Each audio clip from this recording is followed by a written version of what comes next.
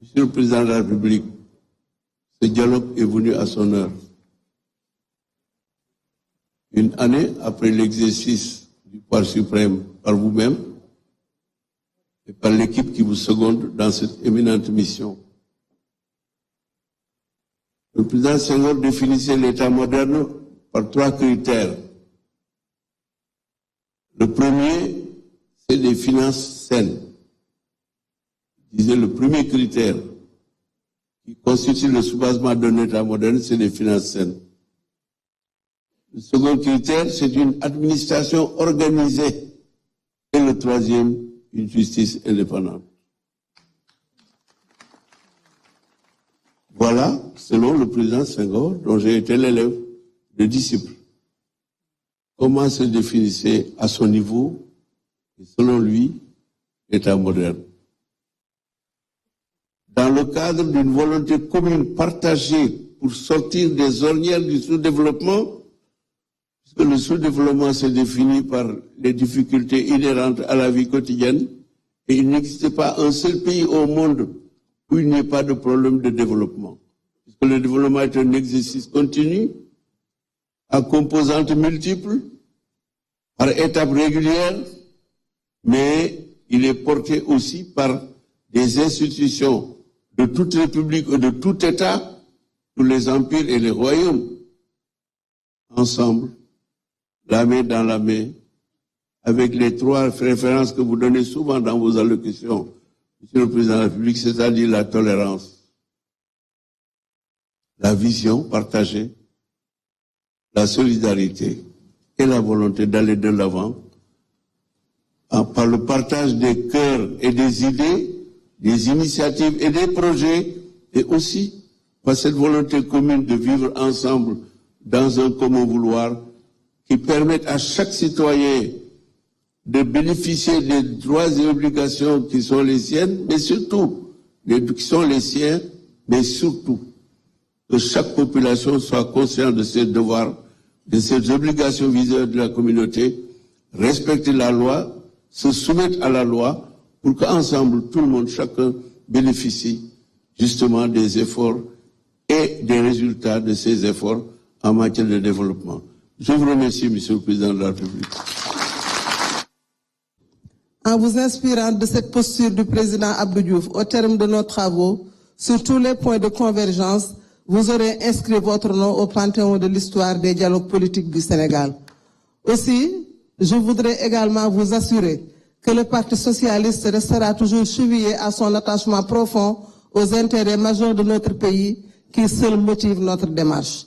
Vous remerciant de m'avoir donné la parole, je souhaite que les résultats de ce dialogue répondent aux attentes légitimes de notre peuple et sonnent un nouveau départ pour une gouvernance démocratique consolidée. Je vous remercie pour votre aimable attention. Merci beaucoup, Madame Aminata Mbengue Ndiaye. Mansour Sy Djamil, ancien député. J'ai eu l'honneur d'être dirigé pendant 10 ans par le président Moustapha Niasse, mais Mansour Sy Djamil, président de Besduniak. Monsieur le Président, Monsieur le Premier ministre, Monsieur le Président de l'Assemblée nationale, mes chers collègues et mes chers compatriotes. Monsieur le Président, on ne peut pas réinventer la boussole. J'ai entendu plusieurs fois Monsieur le Premier ministre se référer à ce dialogue, se référer aux conclusions des assises nationales.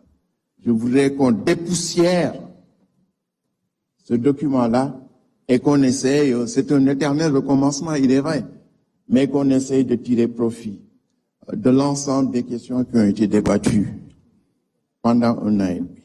Nous sommes partisans de dialogue parce que notre religion, l'islam, nous demande de dialoguer.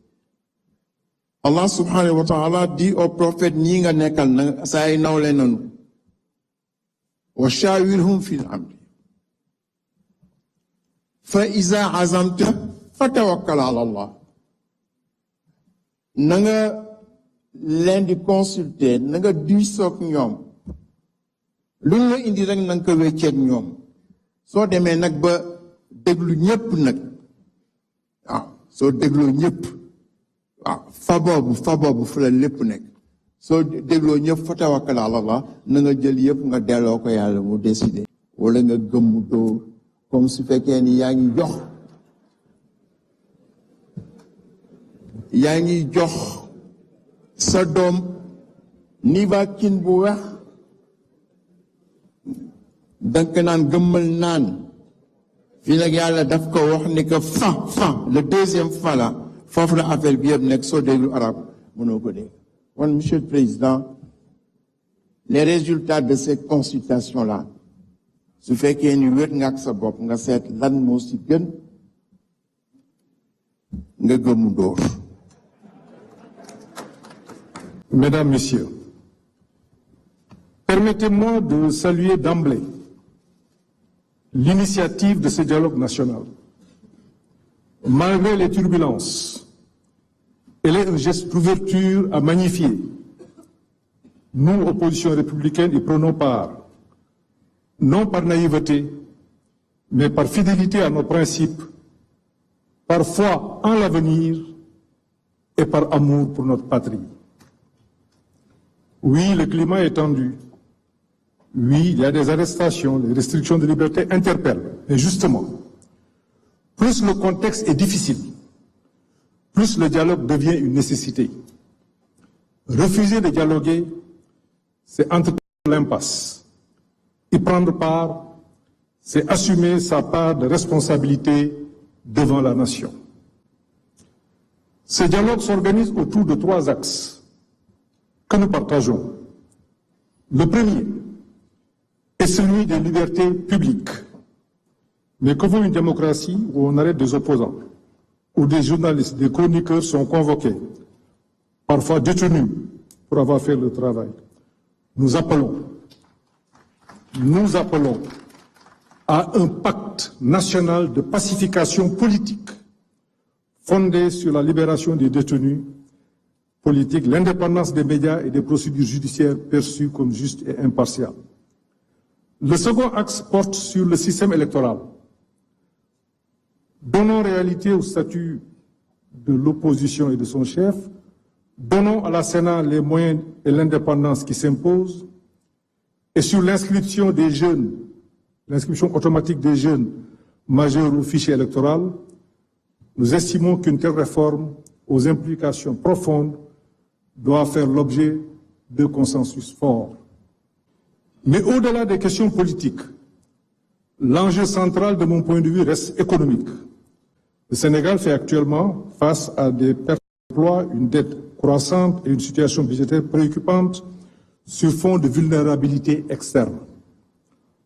On peut ne pas s'entendre sur les causes, mais il faut qu'on s'accorde sur les solutions. Enfin, une réforme de la politique budgétaire me semble être nécessaire et urgente. Elle ne peut plus attendre. Il y va de notre souveraineté et je sais que, Monsieur le Président de la République, vous tenez particulièrement à cette question. Permettez-moi de noter qu'il va être difficile de faire fonctionner un levier, quel qu'il soit, dans un climat d'instabilité politique et sociale, au surplus dans un environnement international instable. C'est pour cela que j'ai parlé des questions économiques. Le Sénégal ne peut plus agir de notre point de vue par séquence. On n'a plus le luxe du temps long. Tout doit être engagé en même temps. Cela exige au moins 3 conditions. Une administration remobilisée et prête à se dépasser, le président Niasse en a parlé tout à l'heure. L'adhésion de la grande majorité est indispensable de la population. Il faut parler à l'âme de la nation, consolider le lien social, apaiser les tensions. Il faut qu'on se parle en toute sincérité. Et sur le plan international, nous devons renforcer nos partenariats dans un esprit de dignité, de confiance et d'efficacité. Enfin, je terminerai par la reddition des comptes. Aujourd'hui, nous traversons une séquence marquée par des révélations, audits, erreurs, exposés, pratiques, dénoncées. Tout cela peut être vrai. Mais l'histoire récente nous montre que ces vagues émotionnelles sont cycliques.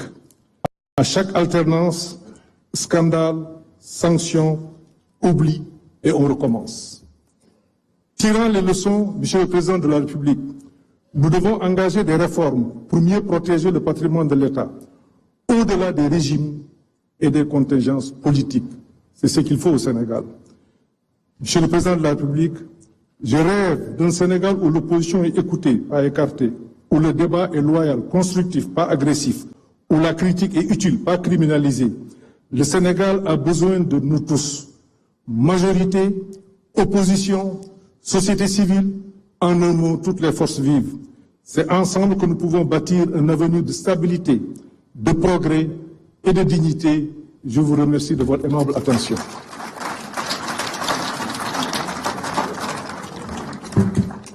Merci beaucoup, M. Amadouba, ancien Premier ministre.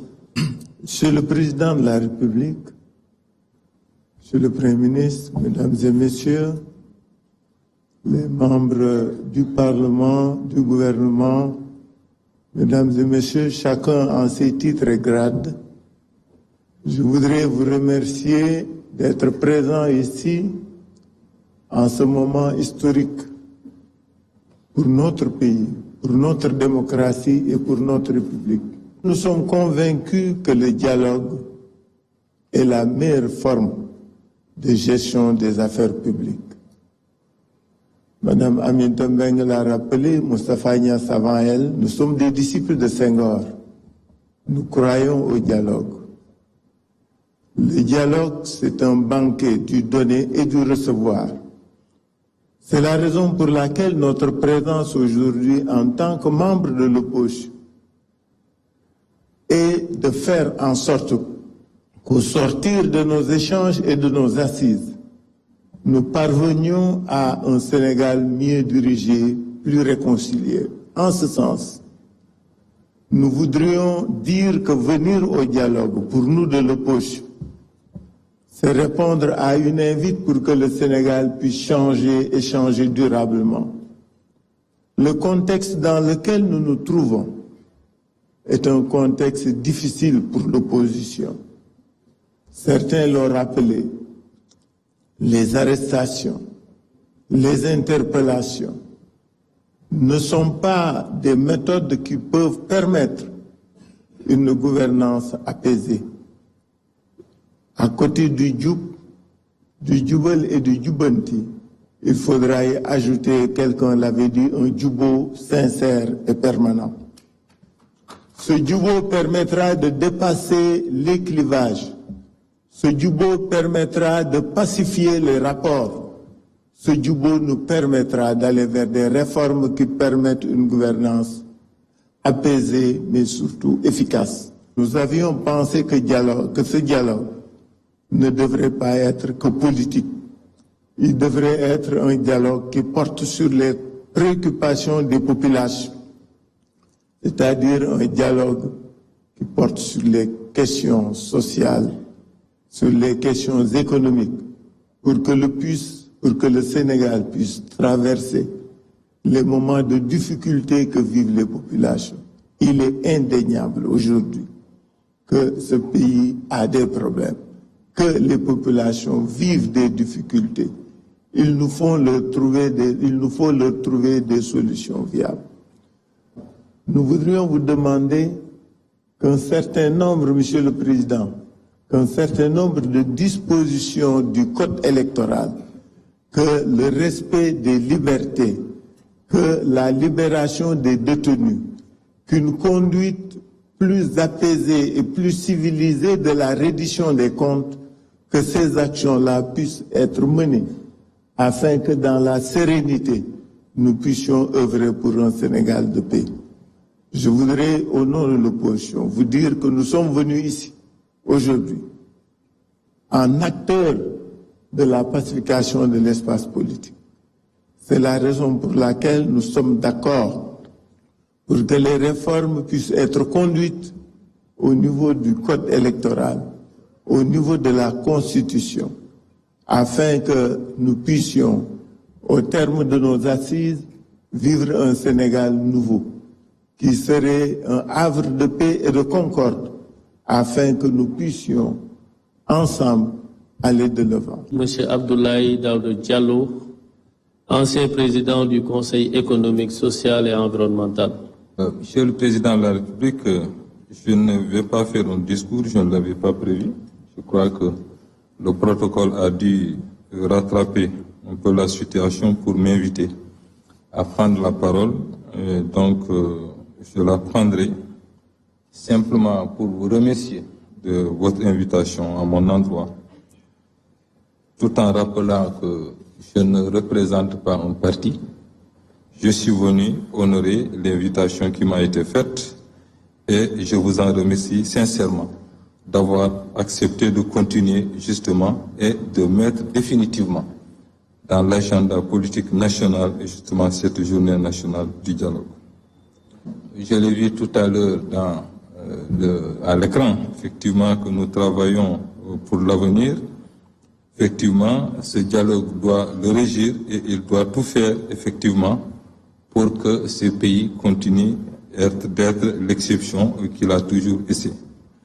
Je ne vais pas être long, parce que je l'ai dit, donc on m'a simplement fait l'honneur peut-être de venir saluer l'assistance, et je suis venu pour ça. Je vous remercie sincèrement, Monsieur le Président. Merci beaucoup.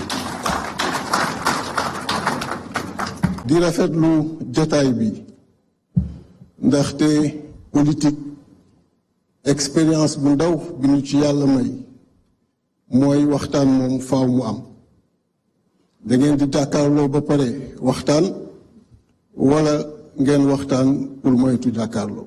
Sénégal yàlla da ko may tradition démocratique bu xóot bu yàgg parce que dañ koy fàttali ci Afrique yàlla may nañu depuis 1848 la ñu élire Barthélemy Dilan Valentin loolu di wane ni Sénégal yàgg na di dem ci élection te nag dialogue wane nga ko parce que bi nga yegsee def nga assise de la justice def tey dialogue sur le système politique mieux le Premier ministre depuis daanaka 5 mois voire 6 la ñu installé l'Assemblée nationale jaar na ñetti yoon biir Assemblée nationale loolu lépp di wane ni dialogue dafa am solo surtout bu ñu xamee li xew ci Afrique nga xam ni après ay élections wala système politique bu mauvais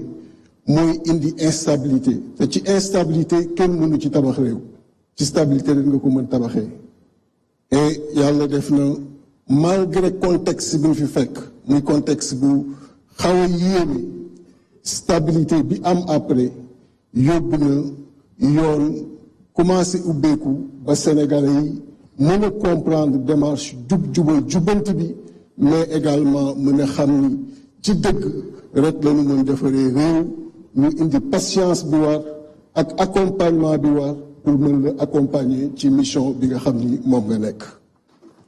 Parce que yombul ñu fal la avec plus de 54%, nga demaat aux législatives ñu fal la avec moins de 55%, nga ñëw toog ñu dañu waxtaanee Sénégal.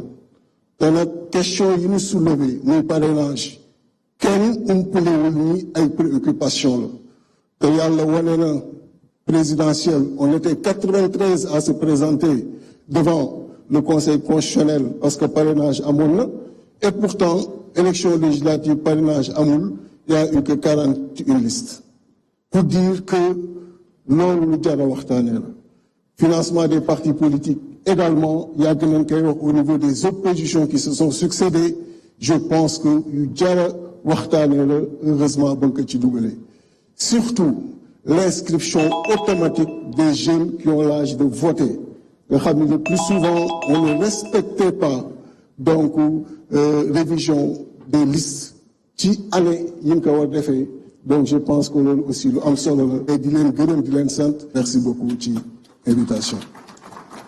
Monsieur le Président ñu ngi lay nuyu ñun waa coalition Diomaye Président pour boo xam ne da nga xamoon ne tey dina ñëw ndax bi nga prêter serment le 2 avril le 6 avril nga ñu woo ni changer leen tur wi nekkatoo pour benn coalition pour Sénégal yëpp nga taxawal ci noonu nga ñu sant ci loolu nga indee jubal jubbanti ci noonu nga bëggee Sénégal nekk benn ci noonu nga bëggee couleur dootul am différence dootul am parce que lu nit di wax na ko jëfee te loolu nga jëfee ñi nga yëlif ñu nekk ci structure yi loolu la ñuy doxal làqloo ñu defaloo ñu dara te loolu dama ciy gën a waa Diomaye Président ndax xaaruñu dara lu jóge ci yow ñëw ci ñoom ñu ngi def di dund pour la patrie di defal seen bopp di def ay activité loo yëg ak loo yëgul kon soo wootee dialogue mën nañu seede ni Sénégal nga wooteel mën nañu seede ni Sénégal ñoo fi daje tey ñu ngi nuyu kilifa diine yi di nuyu xalif généraux yi nga xam ni ku ci nekk am na représentant te ñu xam sa digganteeg ñoom ñu seede yërmande ak mbëggeel ak njureel gi nga xam ne am nañ ko ci yow di gërëm ñëpp ñi nga xam ne ñoo fi ñëw parce que Sénégal ñoo ko bokk ñoo ko war a waxtaane ñoo war a defar ndax loolu nga doxal ak ñun bi ngay wax jubal jubbanti sa doxalin moo mottali jubóo bi sa doxalin moo mottali àndandoo bi xàjjiwuloo kenn jox nga kenn ku nekk cëram ñun ñi nga xam ne ñooy jigéenu Sénégal keroog bi ngay prêter serment ñëw fekk Aminata Mbengue fa mu toog nga taral ko seetuloo sa grade président te benn protocole waxu la ko keroog nga dalal sunu xel keroog la ñu ànd ak yow keroog la jigéeni Sénégal yépp wëlbati ko ànd ak yow te du sa coalition rek kon ñu ngi lay wax ni la dinañ dugg ci commission yi dinañ liggéey dinañ def ay réflexion di xaar nga def ko ni nga defee ci assise justice bi parce que da nga pare yi doon xalaat yépp acteurs yi ci seen bopp ku déglu le président des magistrats ak interview am xam ne acteurs yi ci seen bopp ñoo tranché les questions yi nga nekkoon ya nga xam ne dañu nekkoon en suspens ñu ngi leen di gërëm di leen sant. Chacun et chacune en son rang, grade et qualité. Le Sénégal est un pays de dialogue. Monsieur le Président de la République, je voudrais vous en féliciter et vous remercier pour votre invitation. Bien évidemment, nous allons dialoguer.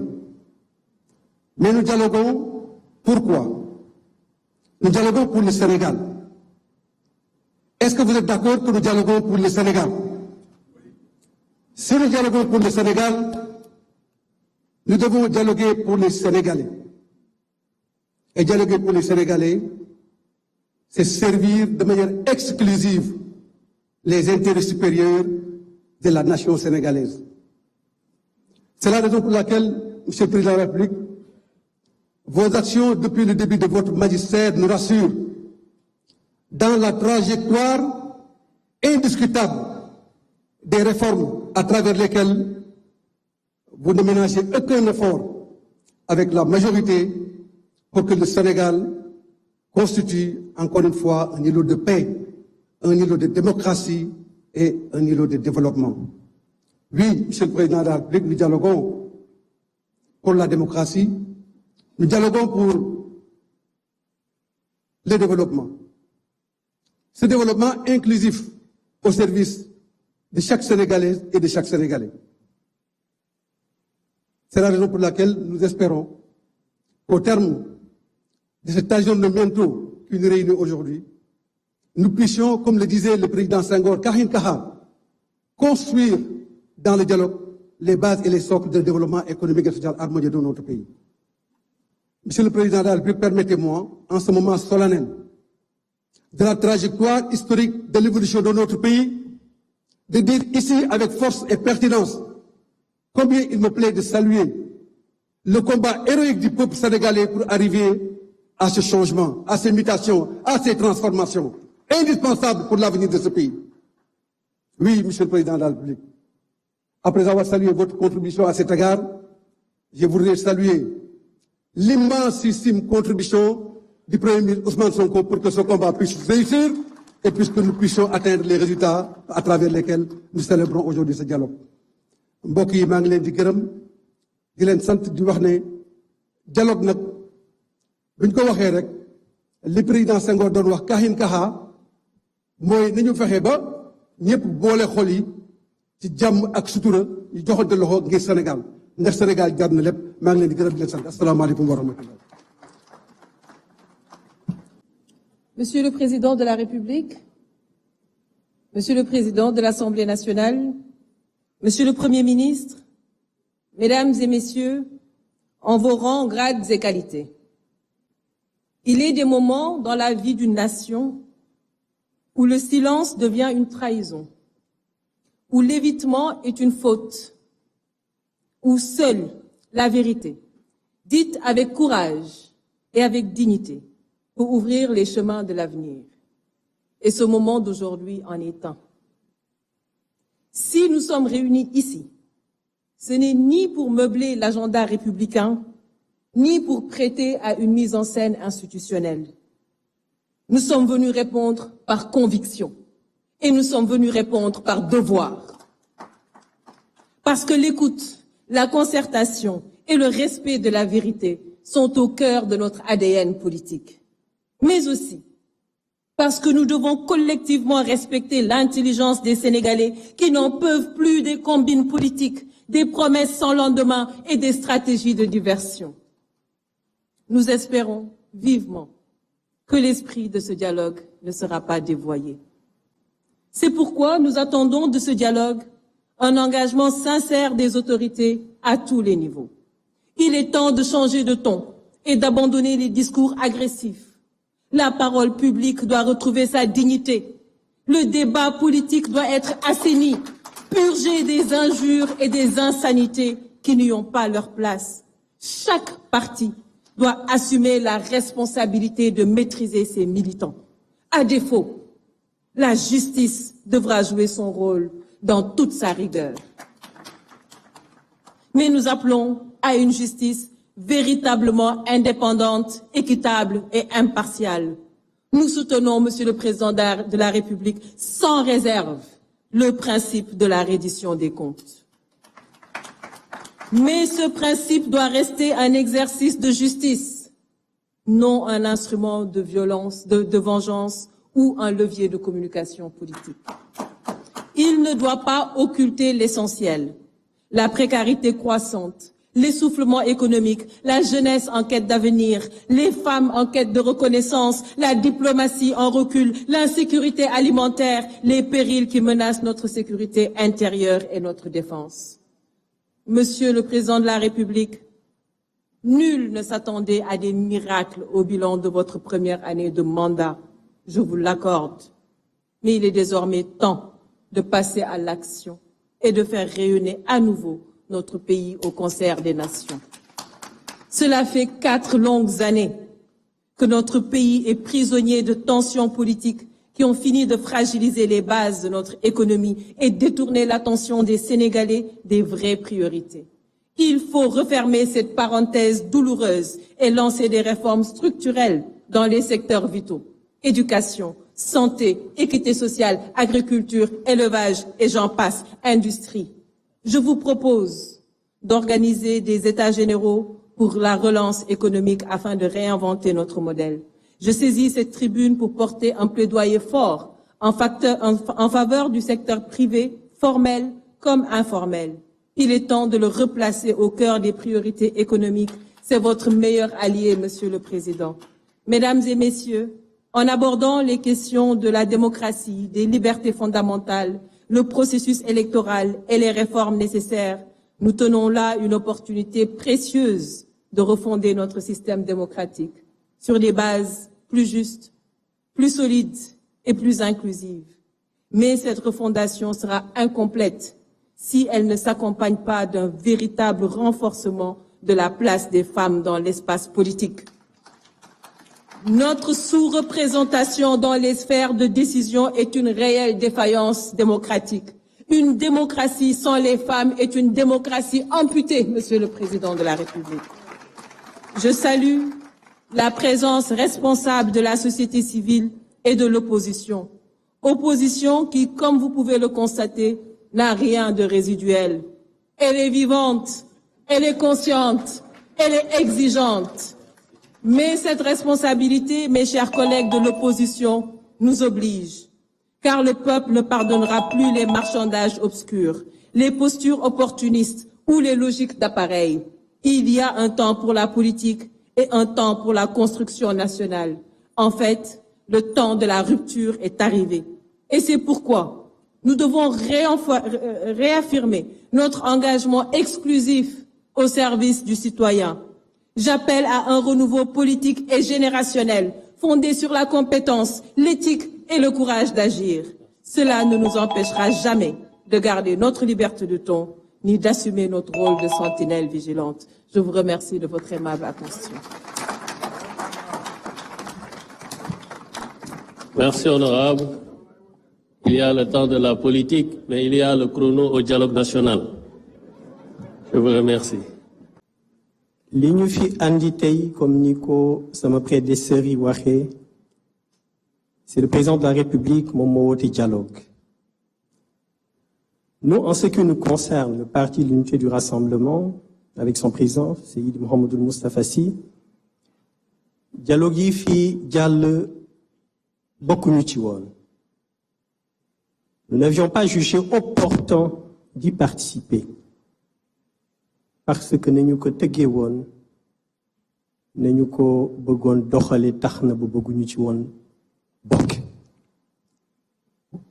waaye réew dafay am fu mu toll ci doxalinam et je m'adresse aux politiques. C'est une conviction profonde. dañu war a jël l'intérêt général ñu jiital ko. Sénégal fi mu jóge depuis 2021 jàll na ci ay jafe-jafe yu tar. Les Sénégalais sont fatigués. Nos concitoyens sont meurtris. lu ma ne lépp c'est à cause des politiques, mais une grande partie. Au vu de ce contexte, au vu de ce passage, les politiques ne doivent pas faire l'économie de se poser pour dialoguer. Le dialogue, c'est une reconnaissance que la vérité n'est pas monolithique, qu'elle peut se retrouver dans les nuances et dans les convergences de points de vue. Le dialogue est le ciment de la démocratie. C'est le moteur de l'innovation et de l'efficacité politique. Aucune solution n'est parfaite en vase clos. Donc nous n'avons pas le droit de ne pas dialoguer par rapport au contexte, par rapport aux difficultés que traverse notre pays. Le monde est en ébullition. L'Afrique est en crise et notre pays n'est pas épargné. Dans ce contexte, nous ne pouvons pas, j'insiste, je le répète, faire l'économie de dialoguer. Bari na coow yu fi jëpp bu ñu xoolee ba ci biir politique yi ñoo ko andi. Il est temps. Le peuple sénégalais mérite autre chose que divergence yi ñu am tax ñoom ñu ciy souffrir. Donc dialogue bi nga xam ne le président de la République woote na ko, il est venu à son heure. Il faudrait qu'il soit un dialogue authentique, un dialogue transparent, un dialogue sincère.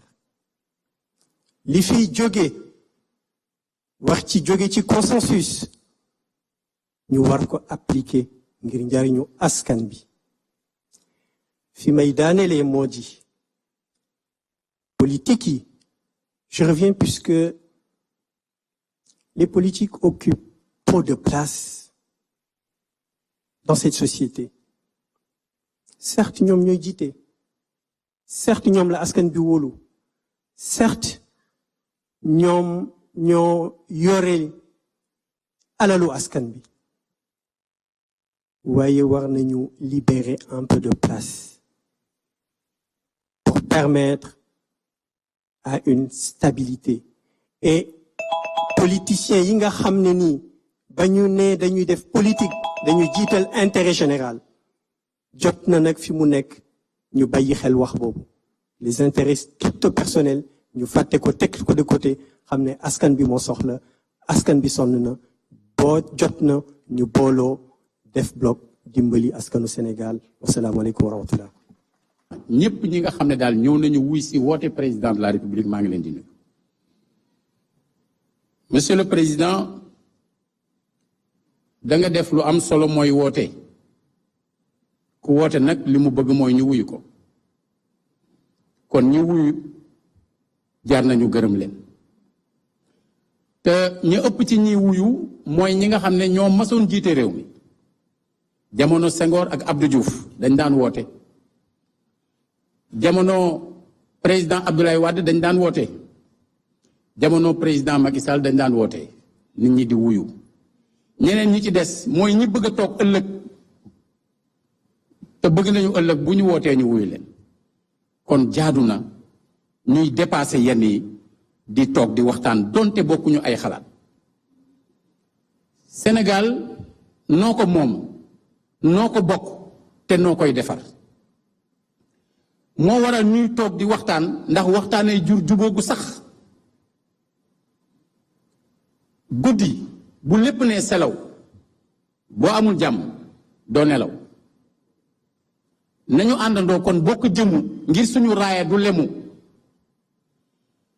nit koo fi gis am na kalam du yoon ci tey muy la kalam li nu war a njëkk a def comme élément de rupture puisque dialogue bi dafa war a doon dialogue buy jur rupture pas rupture de dialogue rupture bu njëkk bi mooy ñu jël mbiru noonoo teg ko fële loolu moo war a bokk ci liy denc système mu Sénégal nit bokk leen parti bokk leen gis-gis nga jàppe ko noonu boo dajeeg moom nit ñi jàpp sax ne waru leen daje waru leen toog waru leen a wax te ñun ñëpp ñu doon sénégalais ci li ñuy nar a waxtaanee ci biir commission yi war nañ ci tëgg loo xam ne day tax barrière yi doon indi noonoo ci suñu biir ñu jël tege ko nele ci biir ñi may gërëm mooy suñu mag ñi nga xam ne ñoo teew comme le président Moustapha Niass présidente Aminata Mbengue Ndiaye Serigne Moundou Sarr ca Tivaouane da doon wax ne ki yendu ci kër gi ba ñibbi jot su fi toogatee di defar ay lampe dafa xalaat ña nar a fanaan merci ci li ngeen ñu xalaat nañu fexe ba fàttaliku lu fondamental article 3 de la constitution mooy la souveraineté appartient au peuple sañ-sañ bi askan wi moo ko moom te moo koy dénkaane kon foofu aussi élément de rupture ku askan wi dénk yow nga xam ne doo njaatige askan wi mooy njaatige surga nga c'est un élément de rupture ci li ñu nar a liggéey ci biir commission yi war nañ cee teg ay tëralin yu tax ba kenn dootul mën a génn loolu beneen élément bi buñ la dénkee moomu kon da nga war di rendre compte da nga war di régler di wax mbir mi nu mu tëddee pour loolu nag doo xaar ba mandat jeex nga doog a ñëw wax sama bilan nangam la dañu war a fexe aussi ci biir mbir mi ba at mu jot lu mu sori sori képp ku ñu dénk nga war a man di teew di wax nit ñi loo xamante ni mooy la ñu la dénkoon fan nga jaar ak moom fu mu toll bu ko defee ñëpp dégg ñëpp ñi ci am xam-xam war a xam yow mbir mi fa nga tàmbalee fa nga jaar ak moom te ñu te bàyyi leen Serigne Cheikh Ahmed Tidiane Sy Al Maktoum da doon wax ni Sénégal li ñu gën a miin mooy politique boo xam ne day mel ni picc yu daje te xiif moo am saako dugub bu ne ca kaw ku naaw doo egg ndax li nga xiif ñun nañ dajal dunq yi dénk ko benn picc ka ñu ko dénk bu demee ba ci saako bi au lieu mu bëtt ko mu ruus mais day toog ci kaw di lekkal boppam ak di jël dara di leel ay nitam loolu nag mooy rupture bi nga xam ne ci la ñu war a jëm nañ ko def ci dal di man di daje di waxtaan di déggoo sans forcément que ñu bokk ay parti politique wala ñu bokk ay gis-gis jërëjëfati rafetlu woote bi di rafetlu it organisation dialogue bi nga xam ne dañ ko jagleel suñu système politique bi lii nag boo ko defee topp nga ci tànku ñi la fi jiitu woon monsieur le président dialogue bi am na solo waaye balay baax ñu ñëpp ñu teg ko ci dëkk bi nga nekkee ci bopp réew mi ba léegi am na lu ñu gis loo xam ne lii mi ngi sooxe li opinion bi di wax li opposition bi di wax ci wàllu liberté président Abdou Diouf bi mu nekkee président bokk na ci décision yi mu njëkk a jël mu ne ku mu neex génn ci réew mi soxla wu visa de sortie ñeent fukki at ak ñeent ci ren kon waruñu jàpp ba 2024 ministre de l'intérieur ak ci service am di tere doomu Sénégal boo xam ne bii benn yoon téyewu ko muy bañ a génn réew jaaduwul rax ci dolli constitution bi nga xam ne bii moo ñu tënk ñu ñëpp daf ko prévoir en son article 8 constitution bi prévoir également en son article 9 8 nee na kenn ku ci nekk fu la neex dem fu la neex dikk tant que yoon tënkul 9 nee na toute atteinte aux libertés et toute entrave volontaire à l'exercice d'une liberté sont punies par la loi kon ku yoon tënkul kenn waru ko tere mu dem bu jógee ci loolu liberté li ñuy wax article 11 de la constitution nee na créer organe de presse soxlawul benn autorisation pour wax ko ci wax bu simple gis nañ bu yàggul c'est ministre de la communication tere ay organe de presse constitution permettre ko benn loi permettre ko monsieur le président ñun ñëpp d'accord nañ ci reddition des comptes waaye kenn d'accord ci règlement de compte buñ la ko tegee du yoon boo ko ti nga ko tegee keneen nit du yoon monsieur le président bi coppite yi amee gis nañu ak ñu tegaat haute cour de justice haute cour de justice nag c'est vrai que juridiction boo fekk fii la waaye bu ñu xoolee tribunaux yi Sénégal moo ci yées performance juróom benn fukki at ak lu topp mi ngi atte ñaari nit la atte te kenn d'accord ci atte bi te moo fi nekk ba néega li ko waral nag du dara lu mooy lii tribunal la boo xam ne bii gannaaw kilifa gi juróom-ñeent lañ gannaaw kilifa gi juróom-ñett yépp ay politiciens lañ juróom-ñaar yi pouvoir la nekk kenn ki opposition la nekk olof nag day wax ku sëy wujj di sëlëm doo sëy monsieur le président en dehors de taar boobu am na beneen taar bu mu am ndax tribunal la boo xam ne bii bu la xasee atte amoo benn possibilité def recours kooku amatul ci benn standard tribunal ci àddina ci wàllu réforme élection monsieur le président dañ laa fal ci 54%. dañ laa fal ci 54% ñëpp rafetlu ko félicité li ñaanal la dañuy wax ci réforme élection yi wax ci financement parti bi waaye dëgg na ko lal gis nga tey jii ni ñu toogee ci assemblée élection wanewu ko te loolu ngeen waxoon ba ngeen nekkee ci opposition ni ñu toogee ci su mairie également élection wanewu ko parce que dama ci jox ñaari exemple rek pour pare ci loolu man 2022 fal nañ ma élection maire au premier tour ma am 57% des voix waaye bi ñu demee ci si doom conseiller am naa 76% des voix élection législative yi ñu génn 54% ak nangam le Pastef am 79% des députés yaakaar naa ne loolu nañ ko war a jubbanti bokk na ci li ñuy jubbanti pour que boo liggéey lépp lu ñu def ci séddoo ci financement parti ñëpp mën cee d'accord asalaamaaleykum wa rahmatulahi taala wa barakatu dund nañu lu nga xam ne démocratie su sooxee su amee jafe-jafe lu mu mën a indi réew am na ñu si ñàkk seen bakkan plus de 80 personnes yu dee 2000 plus de 2000 prisonniers politiques diggante crise politique 2021 ak 2024 sans compter lu nga xam ne am na ñoo xam ne yàqule nañ ko te ba léegi mënaguñ ko réparer. gisoon nañ fi tamit jafe-jafe système politique bi man mii di wax ak yéen nekkoon naa fi mandataire pour amoon simple fiche de parrainage pour amoon attestation wala am quittance jafe-jafe ñu doon dund pour am lool. te gis nañ ni jamono ji tenir nañ fi élection législative yoo xam ne monsieur le président de la république yaa ko organisé ak sa ministre de l'intérieur bu élection législative yi jeexee résultat provisoire yi ñu proclamé ko zéro contestation au niveau du conseil constitutionnel. donc di rafetlu sa taxawaay ci loolu ci dëgëral démocratie ak ci dëgëral état de droit.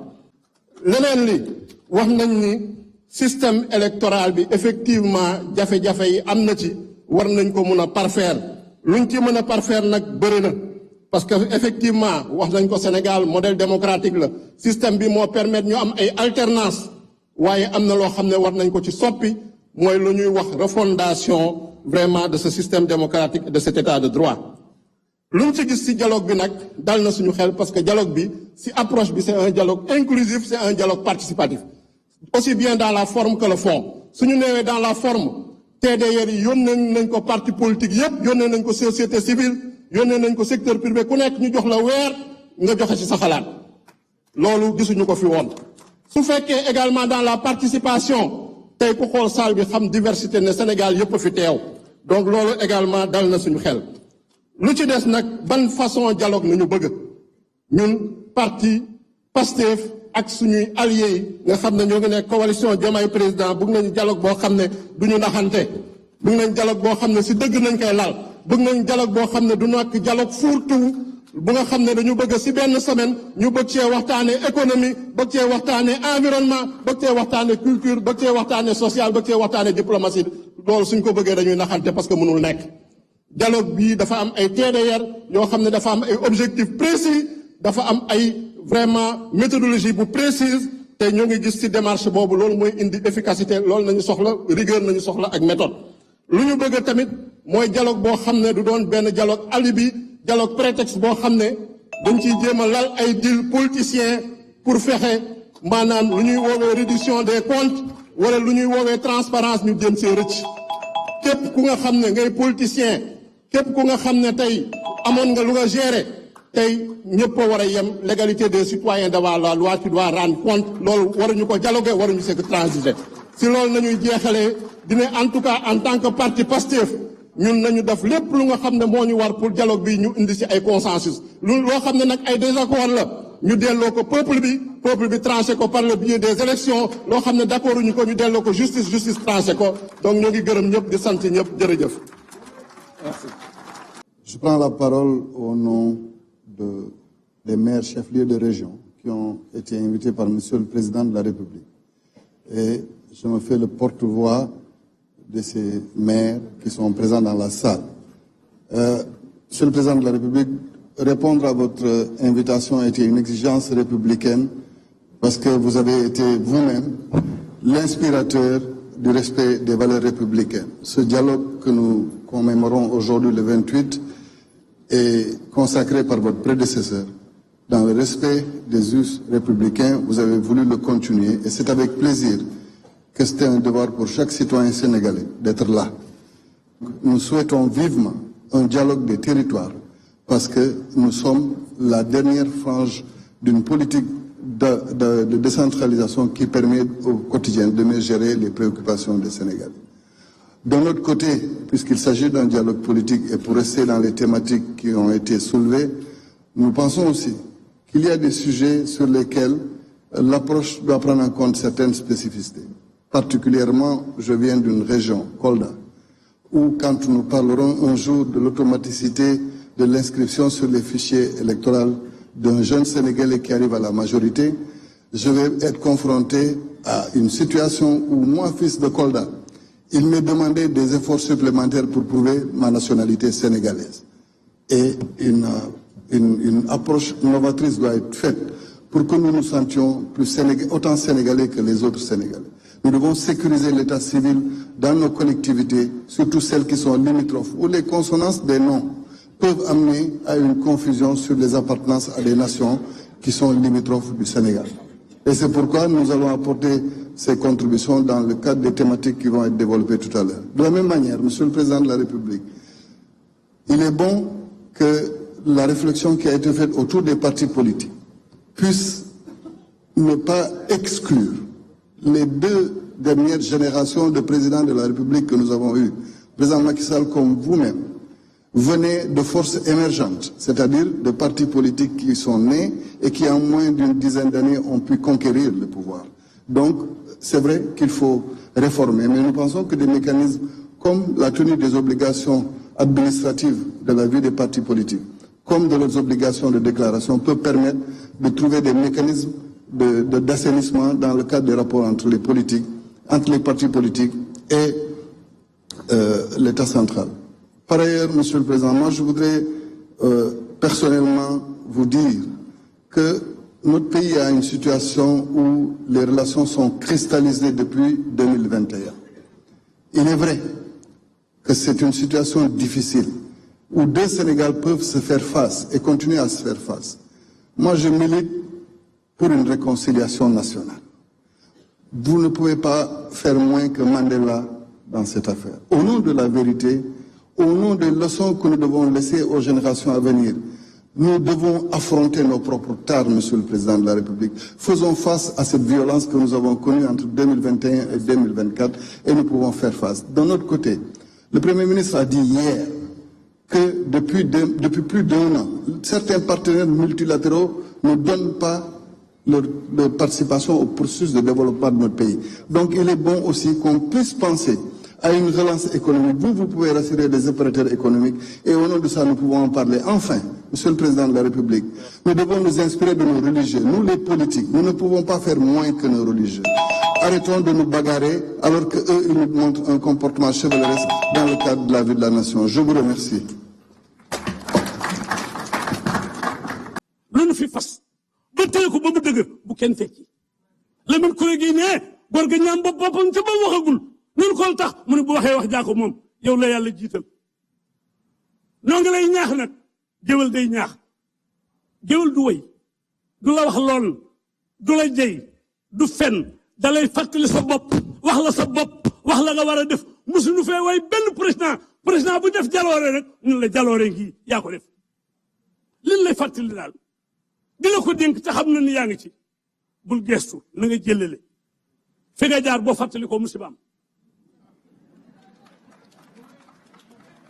bul fàttali ko ne jéggalal ñëpp te jëlale ñaanal nañ la fii grâce ba mujj yàgg yàlla jël bit bi jox la ko ngay grâce yàlla wàcc na yaa ci des noo ngi yaa ngi réew maa ngi nii woote nga wusu nanu waaye yéen góor yii wusi président de la république fexe leen rikk waay bala waay wax ak moom bu ca génn beneen bi may tëje nag bala ñu maa tëggal jóolóole bi ndax géwél su ko tëggal jóolóole mooy président na nga dimbali presse bi foo taxaw nañ fa kat bi ngay wut réew mi fu ñu la tuddee président bi presse bi siiwal na ko nga dem ba jot réew mi te loolu lu ñu mën a wax ci ñoom bu ngoonee booy wax ñu teg la na nga leen jéggal jëlale leen te woo nit ñi waxtaan ak ñun boo nu pee teg ci ñëpp ak journaliste yi te lu waay di wax na ko wax ci lu baax te mooy ci réseaux sociaux yi jërëjëf.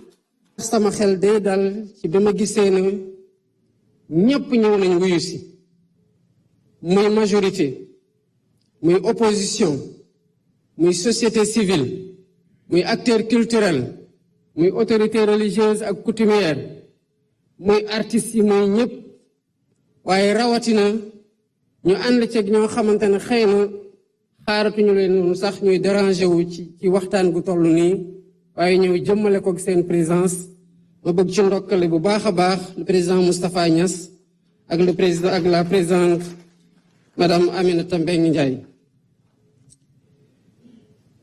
ñu bëri ñu wax fii jaar nañu ci code consensuel bu 92 dëgg la jéego gu mag la woon waaye code consensuel 92 terewul woon li am 93 am code consensuel 92 ak malgré lum ñu andil terewul woon li xew 2011 2012 am code consensuel 92 ak malgré réforme yi ci am par la suite terewul woon li am 2021 am li am 2023 am li am 2024 am kon mënuñu rek tënku ci ne am nañu code bu baax duñ ko gën a ñongal am nañu système politique bu baax duñ ko gën a ñongal tension yi nga xamante ne Sénégal xam na ko ci jamono yi ñu weesu daf ñuy dëggal ne ci war nañoo bañ a fàtte lii nga xamante ne moo fi xew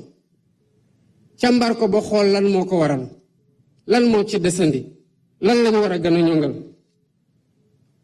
lan moo tax waxtaan ci système politique am solo ci misaal Sénégal tey 386 partis politiques ñoo fi am 386 partis politiques ci 18 millions d'habitants waaye nu ñuy bari ministère de l'intérieur nee na 14 rek ñoo ci nekk en règle loolu dafay wane ne li ci des yépp muy 372 yi xëy na bu ñu appliqué woon loi rigoureusement dañu leen war a tas mais su ma yeew woon en tant que président de la République ne damay appliquer loi tas 372 partis politiques tey doxal loi kese te am ci droit ñan ñoo ci dul wax ñëpp dañ wax ne waa dëgg la waaye waru ko woon defe noonu dañ ko waroon waxtaane googu moo waral bés bii tey ñu waxtaane système politique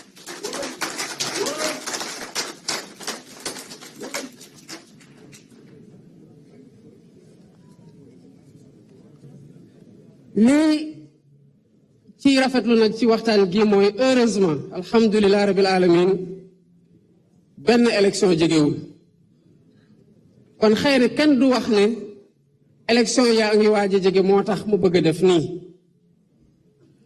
amul benn agenda caché ci dialogue bii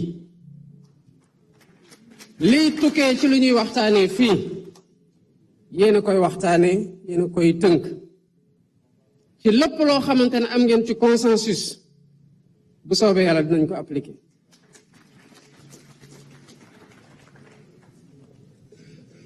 nañu xam ne nag que sénégalais yi rafetlu nañu dialogue bii ndax ñaata ñoo teew fii bu ñu xoolee plateforme jubanti li mat 1,3 def nañu ay contribution wax seen xalaat ci seen gis-gis ci thématique yoo xamante ne moo nekkoon ci terme de référence yi te liñ ci bëggoon mooy ba tax ñu gaaw a partager terme de référence yi mooy sénégalais yi am jotu càmbar ko ku ci ne foo mënti nekk ak foo ko mën di jaarale nga wax sa xalaat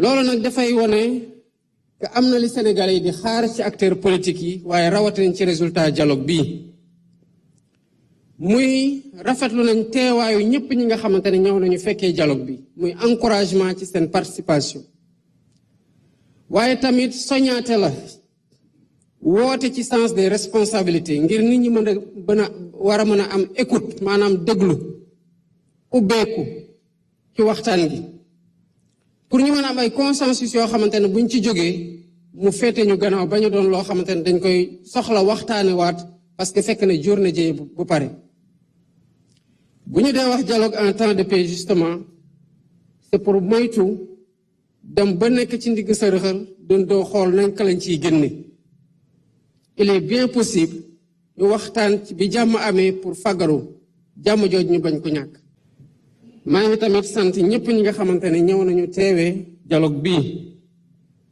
waaye tamit di leen wax ne am na loo xamante ne ñoo ko bokk muy Sénégal am na loo xamante ne ñoo ko bokk yéene Sénégal muy jàmm jooju lii nga xamante ne la ñuy waxtaane fi li koy wéyal pour ñi fi nekk lii nga xamante ne xew na fi bañatee am pour ñun ñu ko fekkee te war a doxalaat ay at incha allah rabi yàlla nañu ko yàlla may kenn bañ ko wuute waaye tamit pour génération yi nga xamante ne ñoo ñëw te ñun ñu am responsabilité waajal leen cadre politique bi nga xamante ne dafay ànd ak sérénité ak paix sociale boo xam buñ ko amul dina metti ñu liggéey Sénégal pour jëmale ko ci kanam ci wàllum économie kon maa ngi ñaan lii nga xamante ne waxtaan la ci question yii lenn rek lal ko mooy ni waxtaan gi tar ne ñëpp bàyyi xel Sénégal ak intérêt supérieur Sénégal bu ñu féete kaw ñun ñëpp muy pouvoir muy opposition muy société civile muy citoyen bu mu mënti nekk ak quel que soit titre bi nga xamante ne moom lay participer ci dialogue bi ci loolu laay ubbee travaux yu dialogue national 2025 sur le système politique di ñaan yàlla def jàmm ak xéwal Sénégal di leen sant di leen gërëm bu baax seen xew